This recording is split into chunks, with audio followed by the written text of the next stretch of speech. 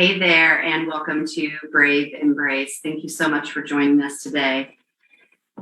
So, sometimes there are people in your life that just allow you to be and help you blossom and help you grow. And sometimes you're lucky enough to know them for most of your life. So, I have a special guest with me today, and her name is Carmen Kidd. Thank you for joining us. Thanks for having me. Yeah, so it's unlikely that we would meet in this environment, right? Where we would be talking about bravery and talking about things that make us brave. But you are joining me today to share a heartfelt account of an experience that you had a couple of years ago and some things that led up to it that have allowed you to step into that bravery. And as your friend and an advocate for you, I've been able to watch that happen. And thank you for being willing to share with us today. Thank you for being a part of my,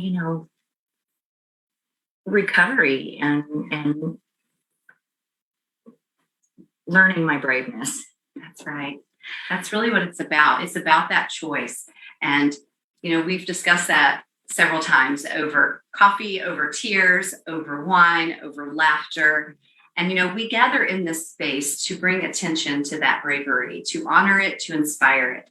And I saw that in you one day, a couple of years ago, when you called and said, "Hey, Kim, I need you to come over. There's something going on. I need to talk to you about that." Do you remember that day? I do. Yeah. Do you mind sharing a little bit about what was going on and what made you call that day? No, not at all. It, it was a very hard day. I had been, we'd been out, and it was Cinco de Mayo. And so we were going to go, celebrate. And I unfortunately got some, rather upsetting news to me personally. So I thought, I just need to go home. I just need to not be out, and I just want to go home. And so, I caught an Uber home, and, still, rather upset when I got home. And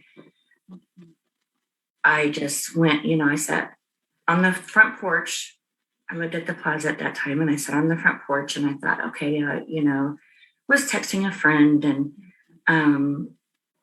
just thought, okay, you need to figure this out, And at that point,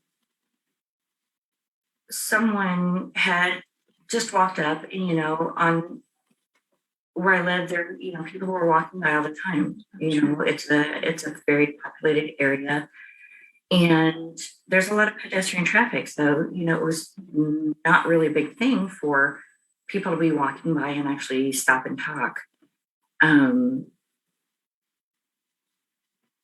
Someone actually did stop and talk and said, I was upset.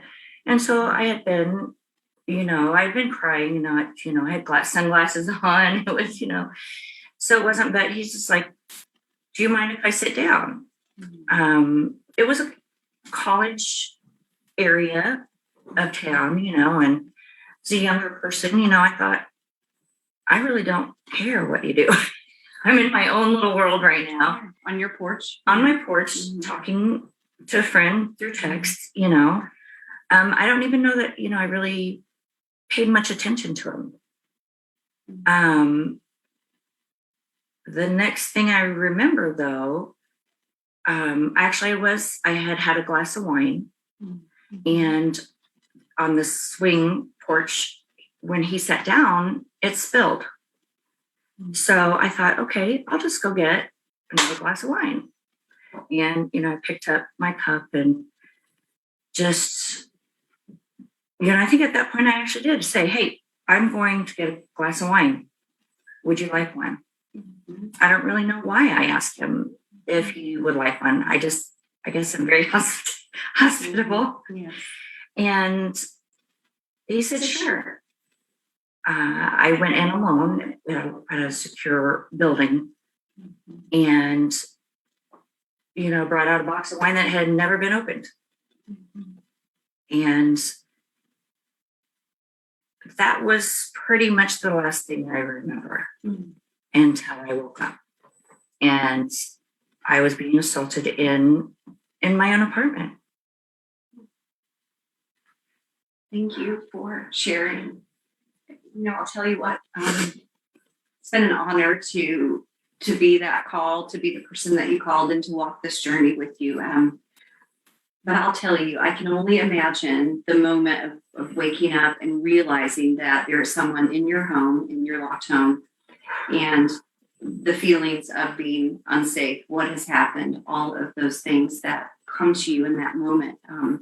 On the heels of this challenging day, the day before, when there was, some information that you got that was troubling and upsetting. And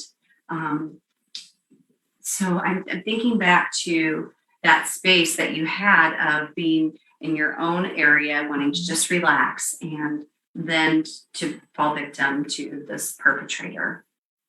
It was very scary because, I was not in my right mind at that point. I knew something. I knew it was wrong. I couldn't really even see the person at that point. I had been drugged, and so everything was very foggy. But I knew this was not okay.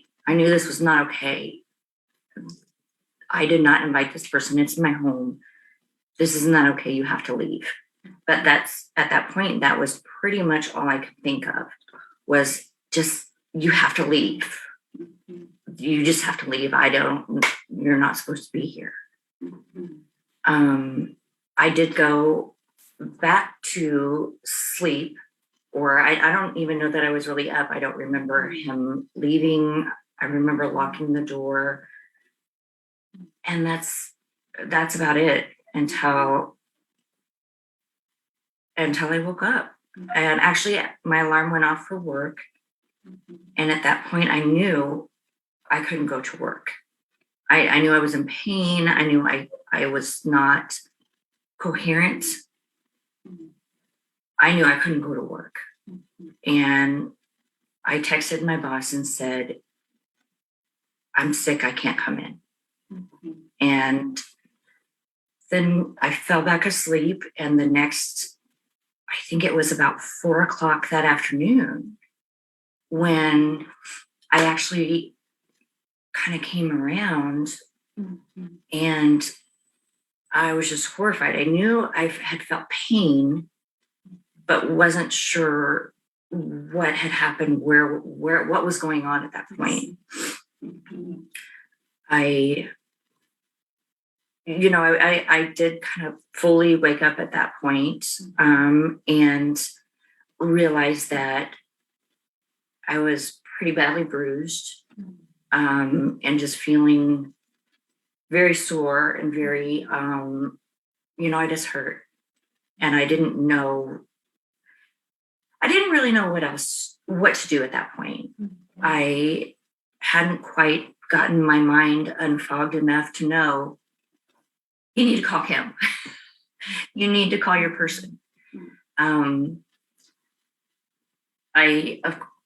felt dirty. I felt like I just wanted a shower. I know better.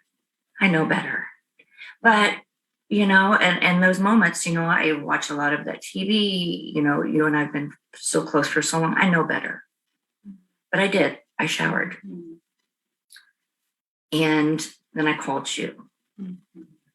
And you came over, and, you were just so sweet. And I can't imagine going through any of this without you by my side, which was where you were the whole time. You actually were busy that day with work, and I can't exactly remember what it was, but you had to be at work at that point. And you advised me to get a hold of Moxa, our victims advocacy program here. And I called, and they were going to meet me at the hospital. you know, because I knew I needed to go to the hospital. I knew I needed to, you know, be checked out and get, you know, a rape kit done and things like that. The advocate that showed up at the hospital was amazing. I will always hold a very, very special place in my heart for her because she was you for me at that time. And just was amazing and very, very warm and caring. And it just made it a little easier for her to be there. I'm so glad. That's right. I remember I was training that day. I think a training around child welfare or something that was. You're right that it was important. It had to be there, and it was difficult to say, you know, I need to bring someone else in. But knowing the great skill that Moxa has, and how they offer the on-scene response and hospital response. So many don't really know the process. Carmen, do you mind if I ask? Like, what was it like going to the hospital and going through that exam? I was terrified all over again. You know, just to the thought of walking into the hospital. And then when I did walk in and she was standing there and my advocate, and she immediately embraced me. And I knew I felt safe. You know, I felt safe with her. And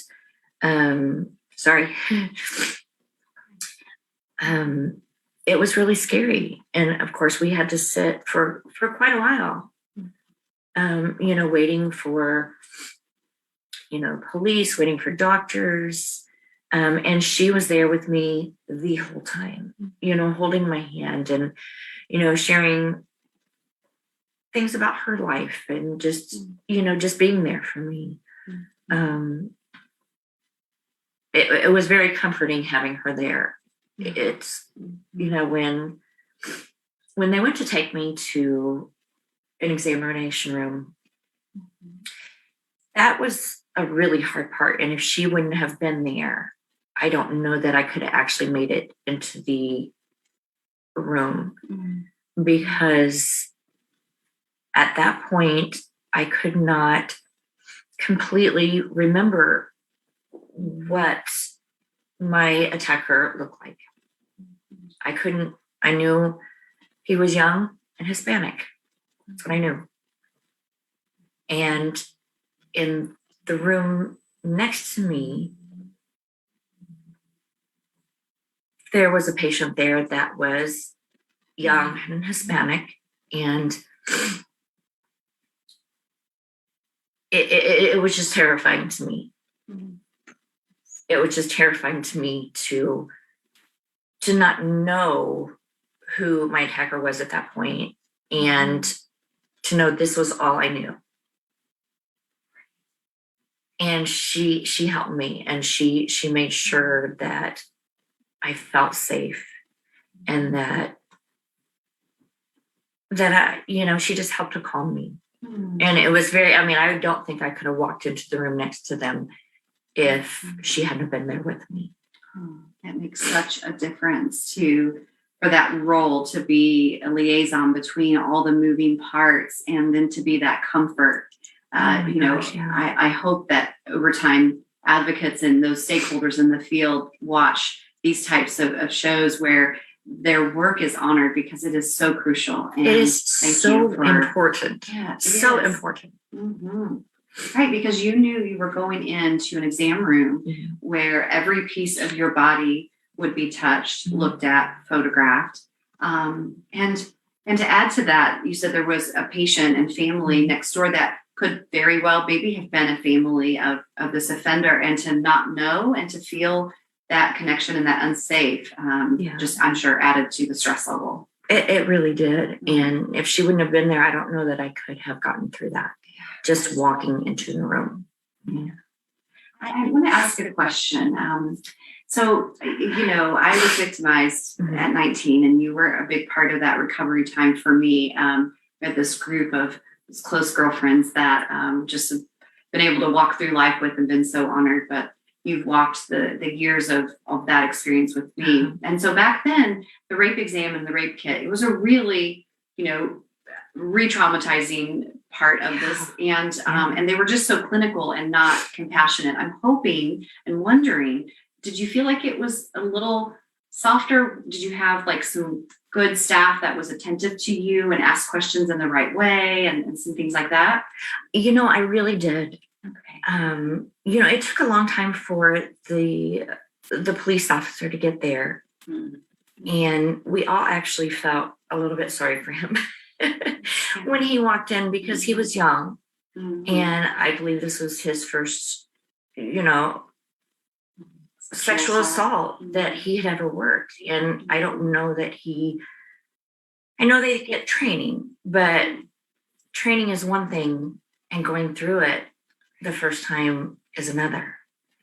Yes. And I think it was very hard for him. And I hate that it was hard for him, and my heart was going out to him, because I'm like, oh, and, but like I said, my advocate really helped him walk through that also. And it wasn't just me that she was providing this great comfort for. It was the officer that was there too, that had never been through this. Wow.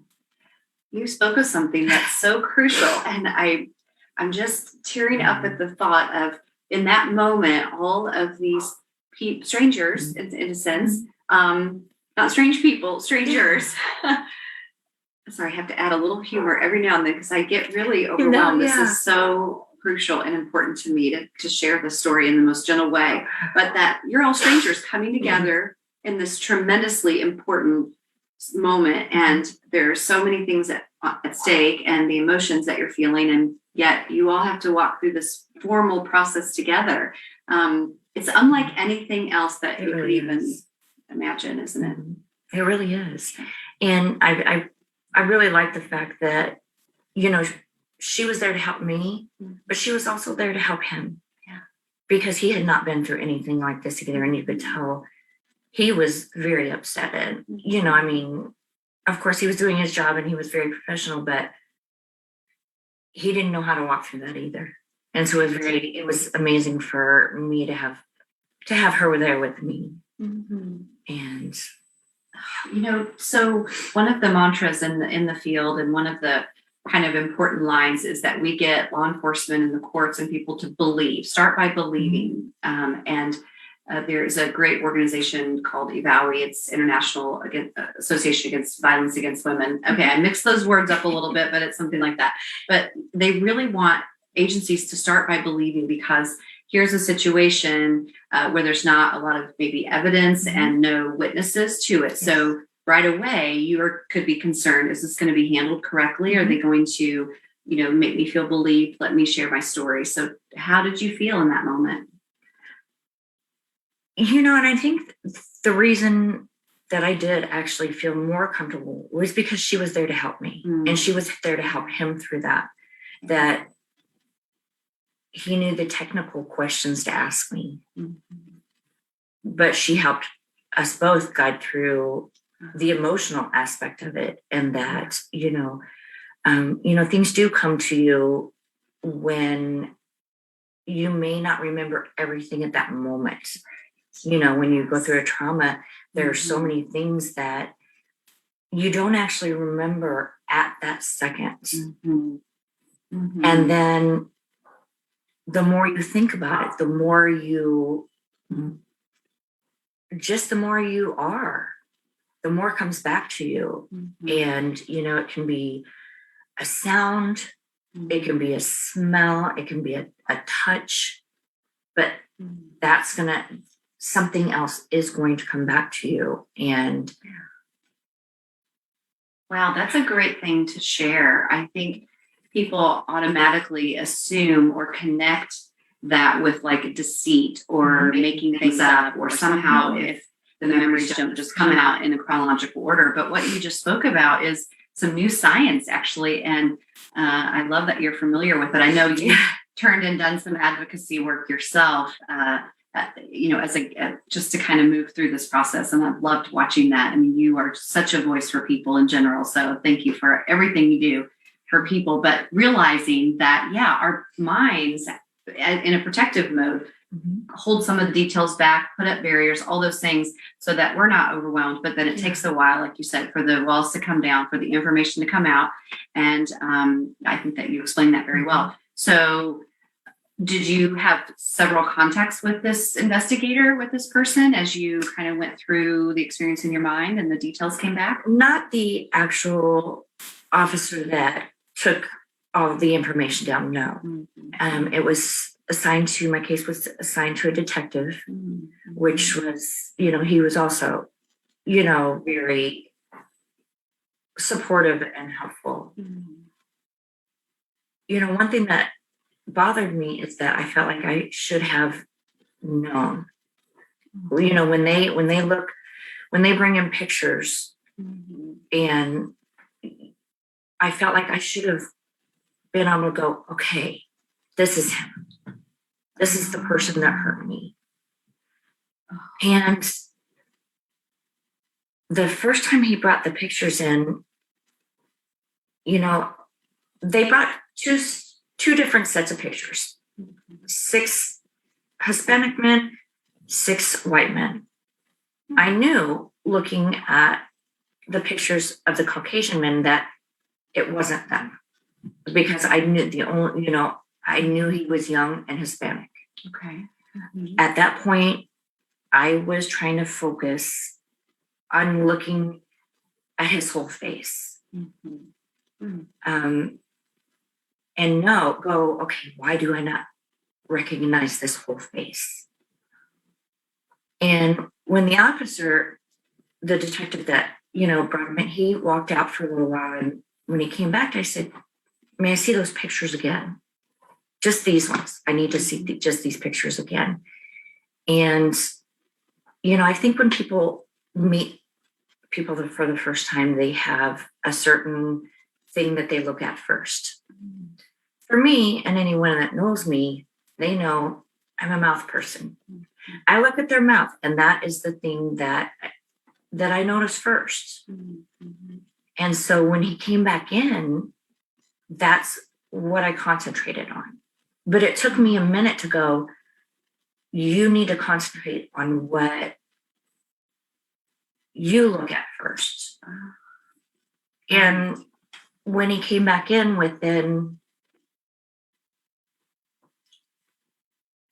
a few seconds, I knew who it was, just by concentrating on looking at their mouths. That is really profound, that you had the thought process to be able to tell yourself, okay, I need to drill in on 1 or 2 areas. And like you said, that's a familiar part of a face that you draw in.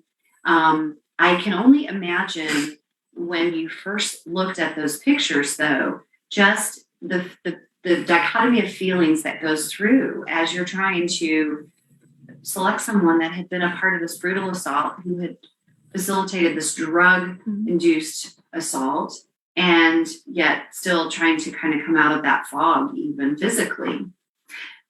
I knew he was young and he was Hispanic. That's what I knew at that particular moment. But as soon as I, had a minute to sit there, and, going from the hospital and then to the police station, and you're in like an interrogation room.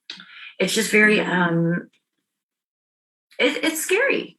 Absolutely. You don't expect to be there. And once he walked out and I had a moment to go, okay, think about what you would look at. Think about how you would recognize someone. And as soon as I did, it wasn't a minute later that I knew who it was. So you were able to pick who you felt like was this assailant, this offender out of the lineup. What happened after that?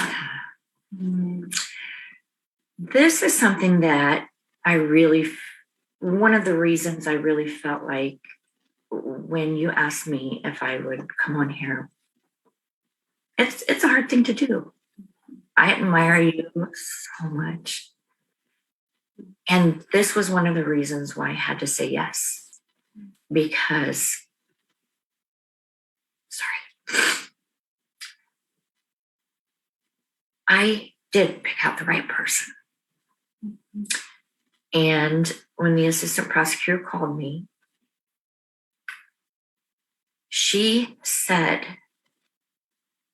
to me, you had about the same story. Your story was the same, except for he said you asked for it.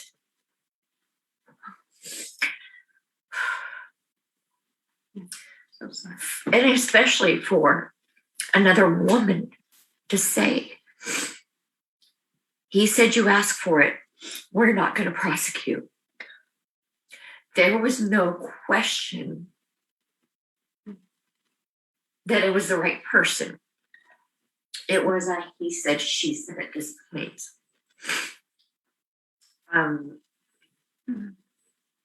guess I'm glad I wasn't in the room and it was on the phone, because I was very, very upset by that. And I said, how can you tell me, and there's no other question, he said you asked for it. And that's the final answer. How is that? How does that happen? Right. Not more investigation. No Not more more- investigation. No. No more nothing. And that part was devastating for me, because I knew who it was at that point, exactly who it was. And because, one of the things was my phone had a fingerprint. You had to use my fingerprint to get into my I phone. can access into To access to my phone. Mm-hmm. I had been sitting on my front porch swing, texting my friend about this situation that I was upset about. And so, of course, I'm sure he saw me use my fingerprint. When you're drugged, you don't get the choice of using your fingerprint or using your facial ID or whatever else you use if it's not just a code. Wow.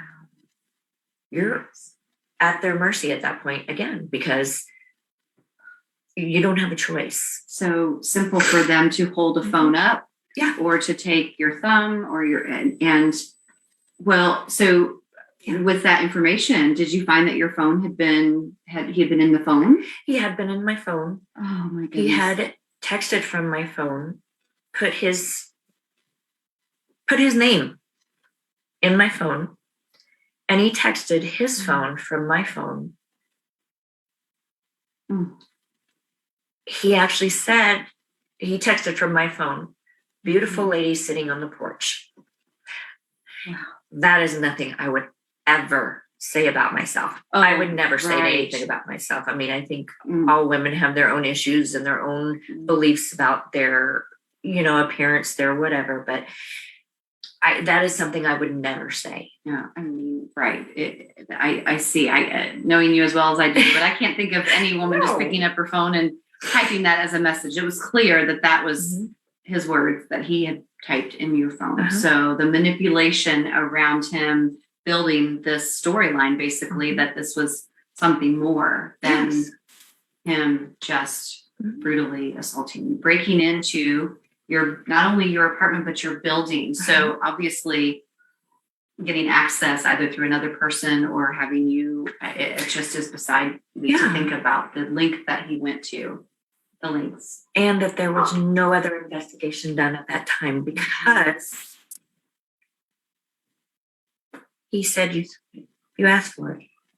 And so a female prosecutor, hopefully one that's trained in the knowledge of these complex situations and not able to investigate more. I mean, I think I heard her quote once that he said, she said, it's really just a case that's not been investigated very well.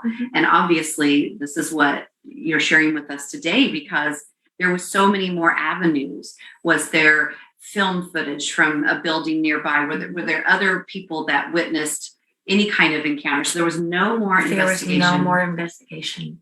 I am so sorry that our system, while not perfect, was so egregious in its failure. Well, and at that point I was very upset. And I said, he did this to me, this child. And she said, he's not a child. He's 26. I said, okay. I have a 24-year-old child and a 28-year-old, or 28 at that time, year old child. He's a child. I certainly would never have asked for a child. And, I mean, and to be, you could tell I was held down. You could tell by the bruises, by the look on me. You could tell it was forceful. I was held down. And for a woman to say that, he said, you asked for it. It shows not okay. Them not willing to do the work to build a case that is something that she would be willing to look at. And so how does that leave you feeling? That's such a simple question. I'm sorry, but I want to pivot from that anger and frustration. What did you do? Where do you go? How do you begin to process the next day? I didn't know what to do at that point. I was still on a waiting list for the actual canceling itself through Moxa. Okay. I was still in contact and still am today with my advocate. Not on a personal friendly basis, just because we can't, because I'm still a patient, I guess, of theirs. But you have that connection with these people, and they have that towards you also. So, that was the start of me feeling more comfortable and being able to just start dealing with it. I actually have the best advocate, though, because I have you. Oh, thank you. Thank you for that. I wasn't able to go back to my apartment. It was terrifying. And I stayed with you. And to have that person, or to have any person that you trust, and that, I knew you had been through even more traumatic things than I had been through. I mean, I feel like actually I was a little bit luckier because I was drugged and I didn't remember every single moment that went on. I mean, you could put the pieces together from just the trauma to your body. You know what happened. You just don't remember every single moment of it. And I had you to lean on. I did. And it was so amazing to me because I didn't know who I could tell and who I could trust. I knew I could trust you. I knew I could tell you. I'm so thankful. And, I know there will be those watching and listening today or later that don't feel like they have that support. So I'd like to understand what are some things that maybe people in your life, family or close friendships, maybe did to help in the healing and to stepping into that resolution part, or some things that maybe were more hurtful, things that we could learn from, things that we could do better at. There was a lot of that, a lot of both. I had a lot of people, family and friends that supported me, but I also had a lot of family or friends that didn't. And because I had two small margaritas. I took a 0.5 Xanax with, I don't know if you know, but it was very small. Yeah. It was a very small drink anyway. Yeah. But that didn't affect me being aware of who I knew Right. or what was going on. It's breaking my heart that right away you're feeling the reaction of people judging and you're feeling the shame from their thoughts or opinions. That alone is such a travesty. Well, and I did. I felt very accused by them. I did take another 0.5 milligram. So that was 1 milligram. 1. Yeah, such a tiny. It's a tiny amount. When I was at the hospital, though, and I said I took 2, comma, in my mind, 0.5 milligrams. Oh, right. In the actual report, it said 2.5. Oh, I see. 2.5 milligrams is a handful. Wow. That wasn't the case. Okay, so that was highly misrepresented. It was highly misrepresented. Yes. And then when, even family members, when they heard that, it was like, well, you had a couple of drinks. You did this. Maybe if you hadn't done this, this wouldn't have happened. That was like the prosecutor telling me, he said, you asked for it. And hear a family member or a friend say that to you is probably one of the hardest things I've ever been through in my life. Absolutely. And to not be able to explain or not be able to get them to understand, no. Right. No matter how many times you explain, no, this is what happened. And I would use a visual, 2 or 7. There's a difference. Right. This is a difference. This is being clear-headed and focusing to not being able to remember anything. I see. Well, and toxicology clearly came back stating the correct amount or what you had said. And that was a prescription. So it was something for, an extreme anxiety moment, which you had suffered during the day, and you've suffered the loss of a loved one. I mean, there's so many things that, we know when our body needs to kind of have a break, but so you were being transparent, sharing all of that, and yet it got twisted and turned and used kind of against you. And kind of against me. And I guess that's the one thing that I wanted to get through to other people that have been in these situations, that it is not your fault. You did not ask for this. You did not wear that short skirt. You did not drink too much. Even if you did have drinks, even if you did take something to try to calm you, even if you did wear that short skirt, you did not ask for this. Right.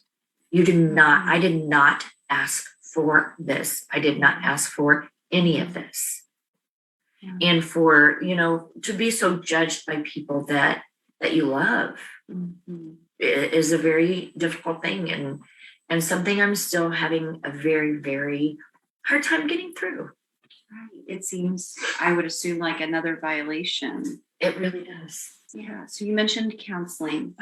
I'd love to talk about that a little bit, because I love on the show to talk about things that help people get through these tough times. And I know you've leaned into that tool, that resource, and I encourage people to. Has that been helpful? Yes and no. You have to find the right person. The first session I had, it was the right person. I knew as soon as we started talking. You know, sexual assault is very hard to talk about. Any kind of assault is hard to talk about. It's something that you don't want to bring up over. You don't want to have to rehash every single moment over and over and over again. Yes, you want to have these conversations with your counselor, your therapist, but I feel like there are notes that they take. There are things that a counselor should do to make you also feel comfortable and knowing that they know you. My very wonderful counselor was transferred to a different location to where she was only going to be working with children. And I couldn't see her anymore. So she said, okay, I'm going to, refer you to a couple of my colleagues. I never found that fit. I never found that person that knew me, even though it's only an hour a week. She knew me. And I ended up stopping counseling for a while because I couldn't repeat the same things every week over and over and started the same place again every single week. And then COVID happened. Yes. So many things that it, disrupted. But you talked about the time when those therapeutic sessions were really helpful. I know sometimes, though, they start by kind of looking at where you are now, and then they kind of take a glance backwards, take a glance forward. So was that difficult to handle this current situation, but also be diving into some things from, childhood and all that kind of compounding? It was very difficult because, not a lot of people know. I mean, some people, but not a lot of people know that I was abused as a child for many years. I was put in the care of a caregiver's son, and he abused me for many years. I didn't know how to talk about that, how to share that. And then getting through, once I finally did share that as an adult, how it wasn't ever really dealt with. It wasn't, I didn't have that. I still didn't really feel like I had a lot of support from that. See, opening all that back up. Yeah, and so it was very, difficult when, she was transferred because we were starting to dive through so many of the aspects with, this whole year of COVID and the weirdness and the Zoom calls and the everything this brought. I felt it's time. I really need to get back to counseling and to be healing myself to get towards that healing process. And so I reached out to my original counselor, and grace of God, she's able to see me again. And, I feel like that there is going to be a light at the end of the tunnel. There is going to be a time where I am going to heal. And I've made a lot of progress. I really have, with friends, especially with friends, like you and, some other close friends that we have that have just been there, just on the anniversary. Sometimes you don't think about it every day. But there are those triggers that you might have. Or on the first anniversary, when 3 of my very best friends, you being one of them, said, we're going to make new memories. This is a day of new memories. And that's what we did. And so it's not always about that, this dreaded day. It's okay. We have new memories from that day.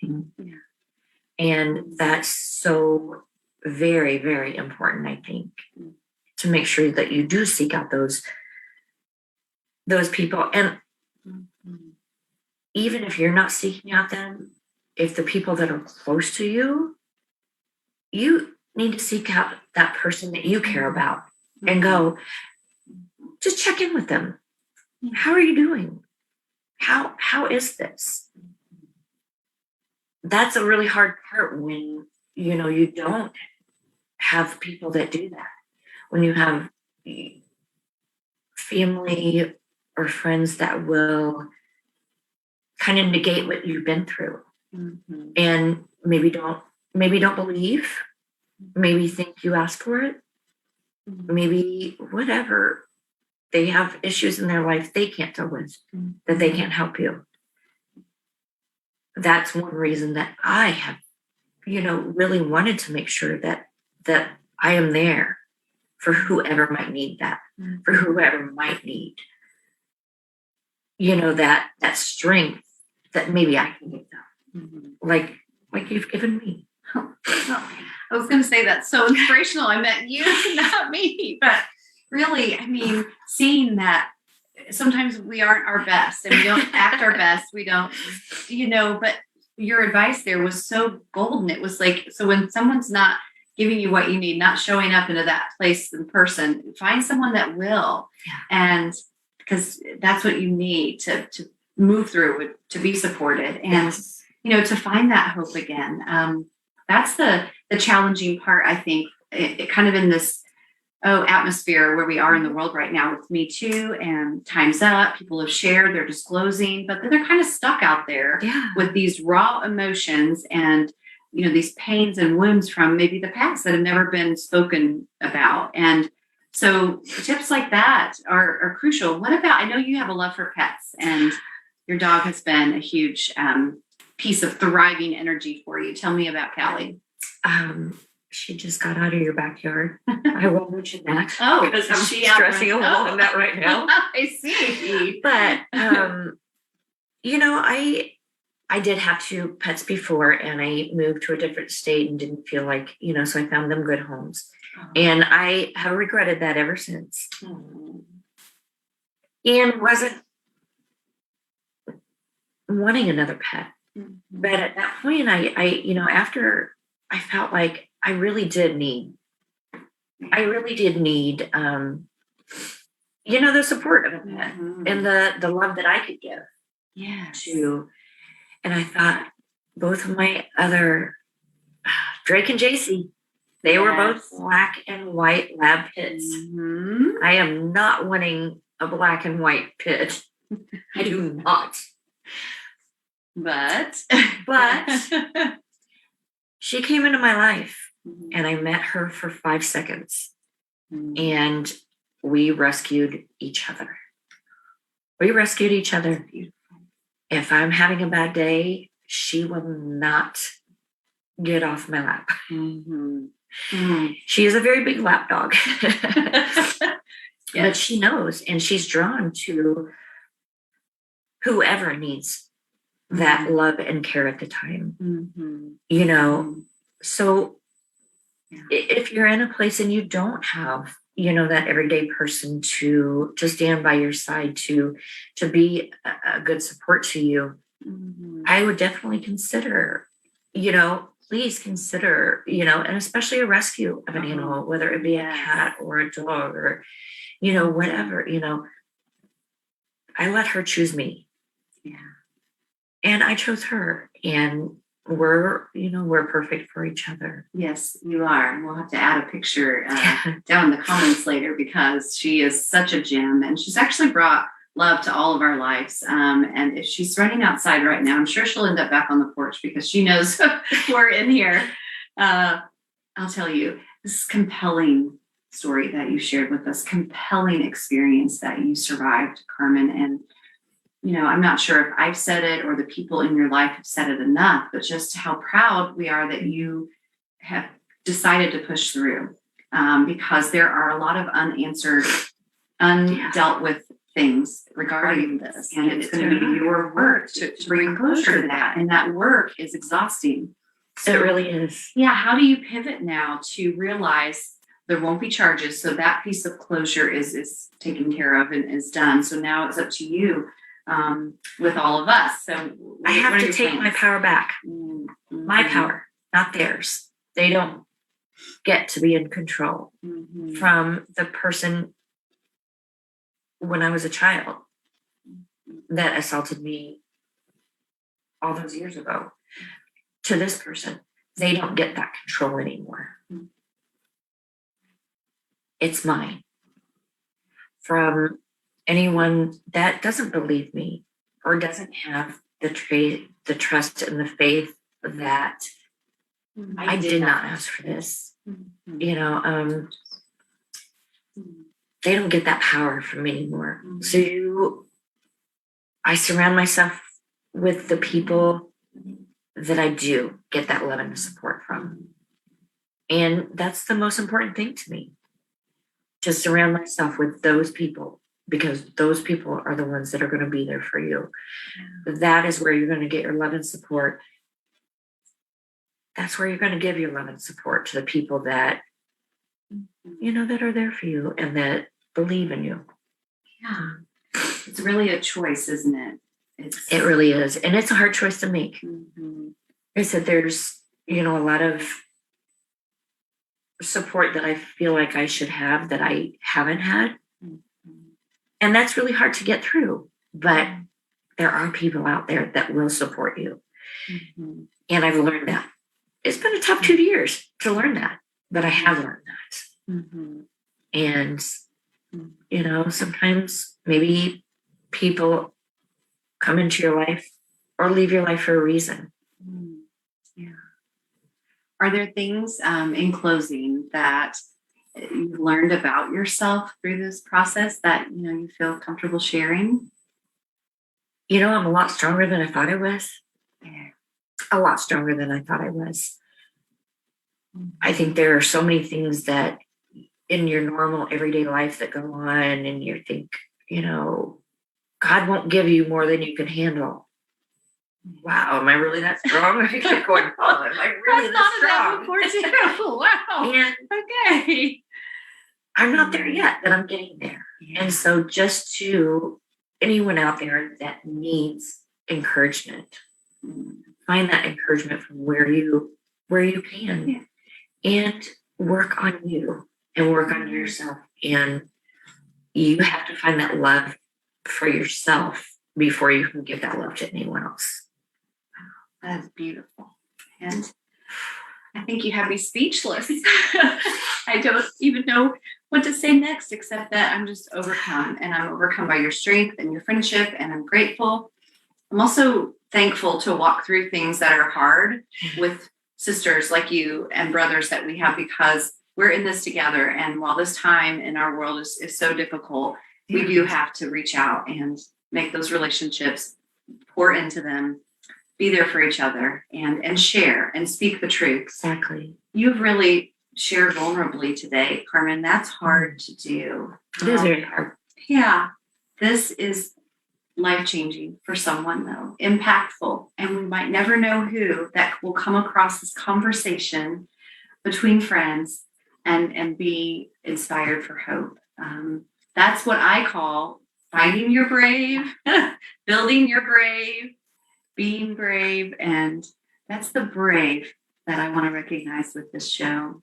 You've been incredible today. So thank you again. Thank you so much for having me. And, you know, I pray that somebody does see this and say, okay, yeah, you know, I can get she's still struggling, but she's trying, and she's looking for those outlets, those people, that counseling, right, that will make you whole again. Yes. She's putting in the work. She's stepping into it. Yeah. She's making the choice. Yeah. Well, it's been a great day. Those that are watching, thanks for spending time with us. I'll tell you, these conversations come out of the difficult of darkness and dark moments. And I'm telling you, to be able to bring light to it, I think exposes the fact that as humans, we have this innate hope if we can just build that in each other and help each other find their grace. So until next time, be brave.